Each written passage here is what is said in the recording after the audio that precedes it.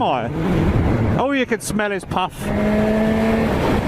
But it's just been so enjoyable. 10 grand, 10 grand, 10 grand. This is 9 grand. It'd be such a better handling bike if it had an alloy frame.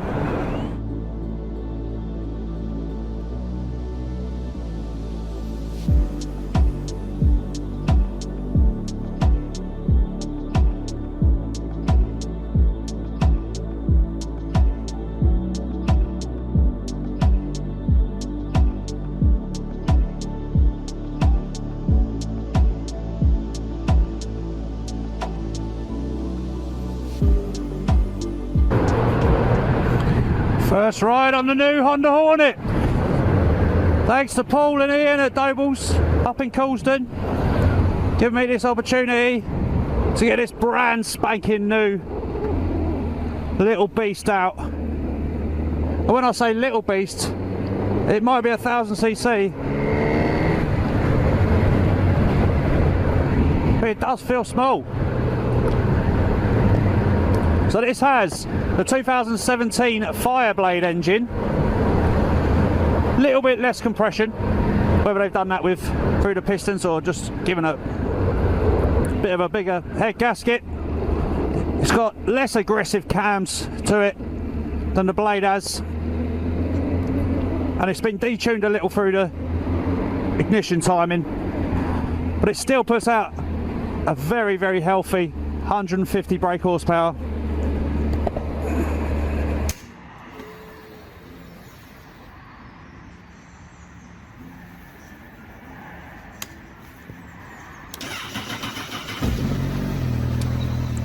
The 2025 CB 1000 Hornet, 150 brake horsepower. Engine is taken from the 2017 Fireblade with slightly less compression, less aggressive cams and less aggressive timing. Gives a nice smooth power output. Same gearbox setup as the 2017 Fireblade, but with slightly different gear ratios just for the Hornet. It's got 3 levels of power and 4 levels of traction control. It's got 3 main modes. That's rain, standard and sport, and you can have 2 settings set up to exactly how you want it, and you can just flick between the 5 as and when you want. Seat heights are nice, 81 centimetres. I get my feet flat on the floor, centimetre shorter than the CBR 600, 2 centimetres shorter than the new 2024-2025 Fireblade. The standard Hornet comes with Showa forks and Showa rear shock, Nissan front calipers. If you go for the SP version, you'll get Brembo front calipers and Showa rear shock, and you'll also get a nice quick shifter as standard. The 5-inch TFT display connects to your phone and your headset, so you can literally put your navigation through it all. It's all controlled through the toggle switch. 17 litre tank, so you get 160, 170 miles range, 47 mile per gallon, which is awesome. I'm used to about 20. In terms of its rivals, the Kawasaki Z9 is the same price, but 25 brake horsepower less powerful. The MT-09 is the same price, but 30 brake horsepower less powerful. And the MT-10 is a little bit more power, but nearly 4 grand more expensive. And then when you get into the GSXS Suzuki, it's 25 kilograms heavier, and you can really feel it riding that bike. And it's 2 grand more expensive. So Honda have really set the bar here at a 9 grand, beautiful piece of machinery.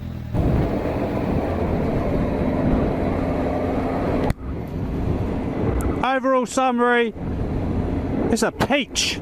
It's a peach of a budget bike. I mean, a Fireblade engine for 9 grand. All right, it's a little detuned, but if you want a blade, buy a blade. If you want that out and out, scare the life out of you feeling, double the price and get yourself a blade. I mean, this is an absolute bargain. The SP for just a grand extra with the Öhlins rear shock, Brembo front brakes and quick shifter, just for a grand. I mean, Honda are really setting the bar. What with this at 9 grand, the SP at 10 grand, the CBR 600 RR at 10 grand with 120 brake horsepower.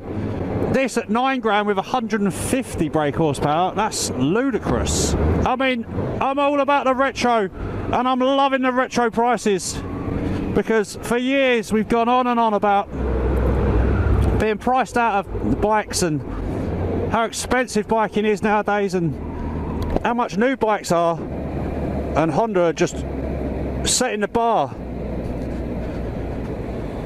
I'm doing it again where I just have no idea where I'm going, and sod it. And it's a typical Honda really. It's just easy to ride, easy to pull away, easy to brake, nice handling, very swift when you need it to be.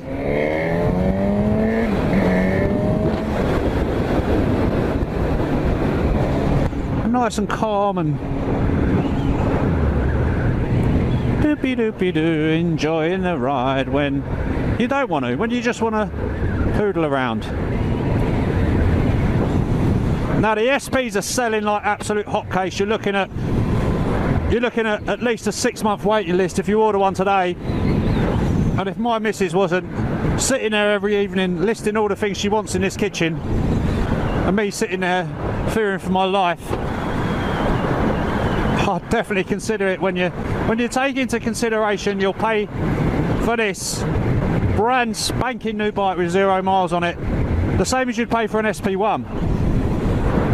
You know what I mean?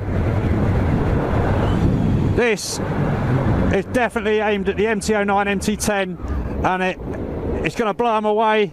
The MT09 in power, the MT10 in price. We all know how reliable Hondas are. They've done the genius idea of just chucking that Fireblade engine in, so you've got a nice smooth 4-cylinder.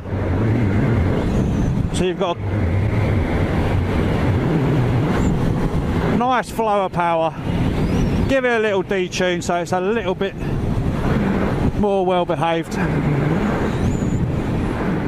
And the handling is sweet, it's really sweet, it just flicks from side to side, nice. There's its rivals.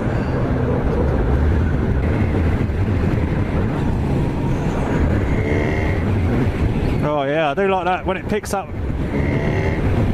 nice from about 4,000 revs.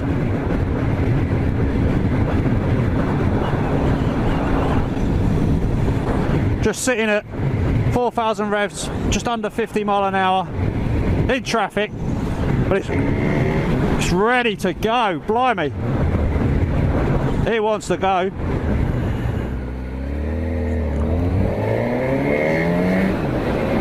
Yeah, you can feel that bladeness at the 4,000 limit, at the 4,000 revs. You can feel there's the blade sitting in there waiting. Blunted a little, but still sharp. Very, very comfortable to sit on. Loving the fact I can get my feet down so easily. It's almost a cruiser.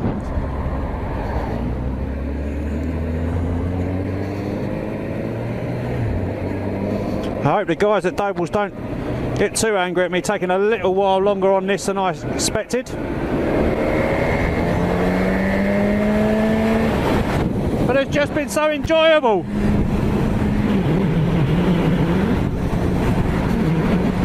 Especially now that rain's lit up a little.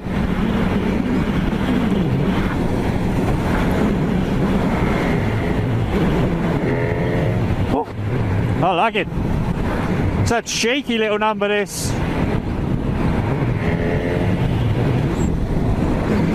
You got to remember, all right, small in stature, it's still a Fireblade basically.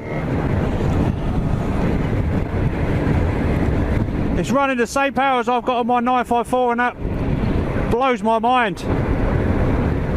Again, I'm going to complain. Not sure you can see it there.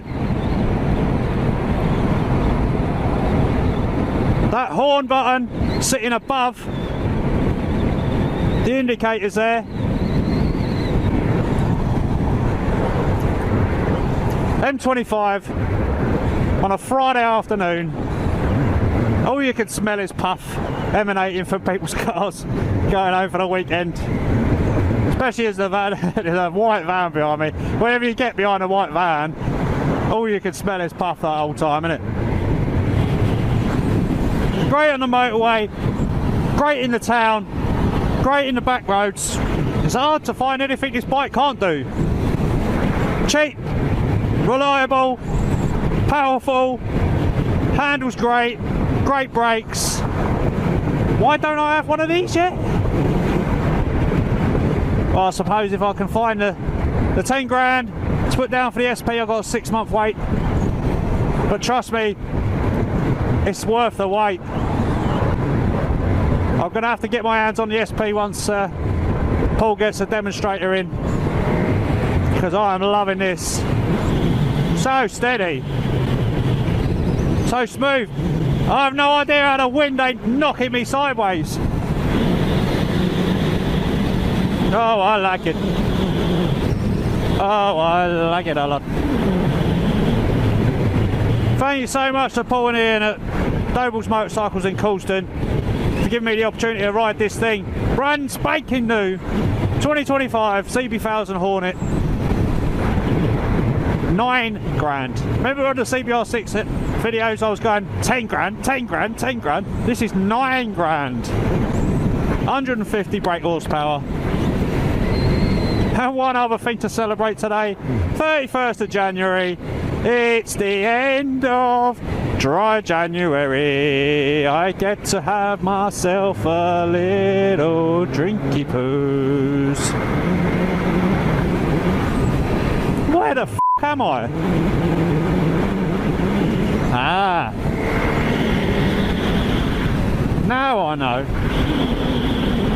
You ever have those moments where you think, I don't recognise where the f I am, and then it just comes to you, and I know, it's weird, isn't it? And you, right, okay, back on track. In summary, get one, buy one, get your order in quick, especially if you're going for the SP. Because the quick you order, the quick you'll actually get it, considering there's 6 months already and these things have only just been released and people are only just starting to test ride these. You're only going to start getting more and more and more positive feedback on these things, because I can't find anything negative, if I'm honest. Yes, it's a steel chassis, but my God, we're never going to I'm never going to be able to go, do you know what, it'd be such a better handling bike if it had an alloy frame. No, that will be on my knees, especially in weather like this. Oh wow. If you were going out in the rain, I definitely would recommend you have a f***ing pull out on you, moron. Well, thank you very much for watching. Thank you very much to Paul and Ian at Doble Motorcycles in Coulsdon for giving me the opportunity to ride this bike. Absolutely love it. Anyone else rode it? Anyone else got another Hornet? What's your thoughts on yours? Are you thinking about getting one of these? Any questions? Give us a comment. Please like, subscribe. Thank you very much, people. See you soon. Ride safe.